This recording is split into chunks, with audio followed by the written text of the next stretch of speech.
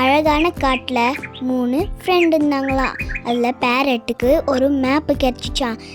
இந்த 2 ஃப்ரெண்ட்ஸுங்க சொன்னாங்களாம், இந்த மேப்பில் எதனா புகையில் இருக்கும் அப்படின்னு சொல்லிட்டு நடந்து போயினே இருக்கும் போது தடை இருந்துச்சான் கோல்டு கலரில். அதை நோக்கி ஃபாலோ பண்ணினே போனாங்களாம். ரொம்ப தூரம் போகும்போது ஒரு வழியில் ஒரு குகையை பார்த்தாங்களாம். அது ரொம்ப இருட்டாக இருக்குமா, எல்லாரும் பயந்துனே இருப்பாங்களாம்.